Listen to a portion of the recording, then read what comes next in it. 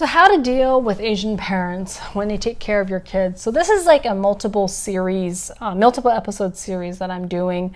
It's been 3 years since my parents started taking care of my daughter 3 times a week, every week, rain or shine. And through this series, I've been sharing just little tips here and there about how I've made it work without pulling my hair out and blowing a big fit that just ruins the relationship between a mother and her parent. This tip is about being grateful, and practicing gratitude is something I've really believe in teaching your kids and also doing for yourself. So before even getting pregnant the first time, like, I already knew that I wanted to raise my kids in the city that I grew up. Like, they have great public schools. I am proud to be a product of that system. My kids will be products of that system as well. And in the community, I love my community. It's very child friendly. And I'm really incredibly grateful that we can afford to live here. And we're able to buy a home close to my parents. I live in Vancouver of Canada, and so it's not exactly the most affordable cities to live in. Anyway, so I wanted to be close to my parents because I want my kids to have a strong relationship with their grandparents. This is something that I didn't have growing up because my parents were in Hong Kong when I was born. I met my Gong Gong once when I was 5, and then he passed away when I was 11. And then my pawpaw, she unfortunately left Earth before I was born.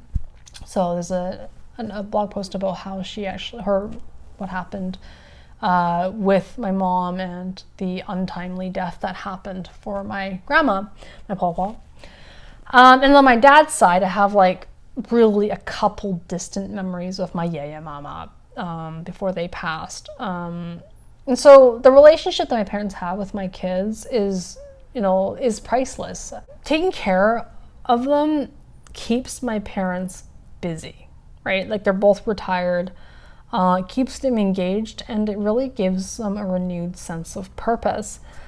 Before I had my daughter, my mom was retired for maybe 2 or 3 years, and like, they had their life, they had their kind of like routine of things that they were doing, but like, it just got really boring, I think. And once my daughter came and they started watching her, like, they just light up.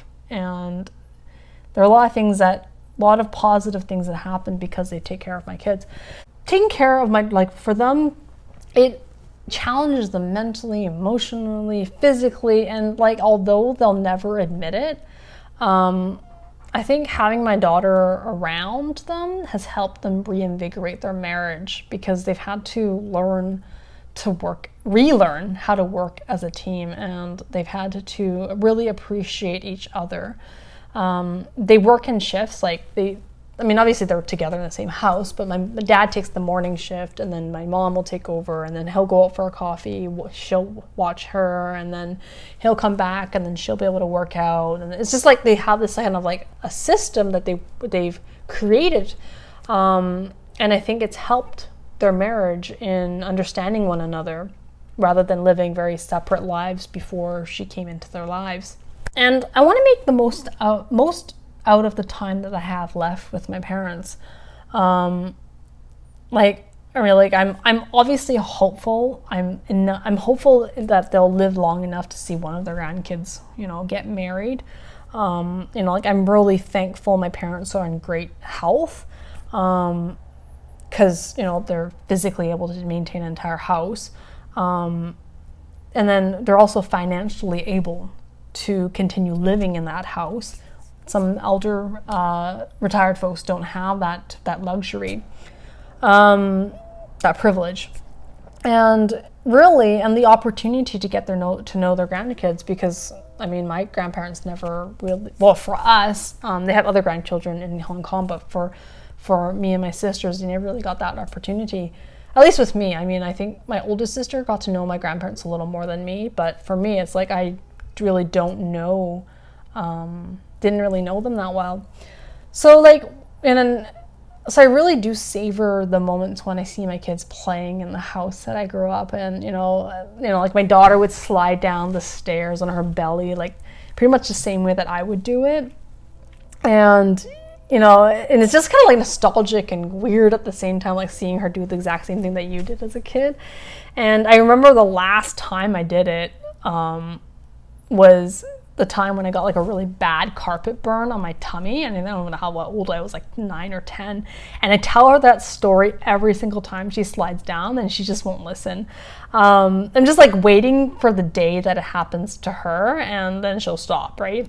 So those are the things I'm really grateful for. And obviously, like lastly, the financial savings, right, of having my parents care for my daughter instead of having to pay those hefty daycare and nanny fees are huge, right? And there's no $2 a minute late penalty fees, and there's no closures, no vacations, no other kids to contract illnesses from, no strangers in your house, no having to scramble when the nanny calls in sick, like all these like issues that come up when you hire someone to care for your kids, someone that's not part of your family.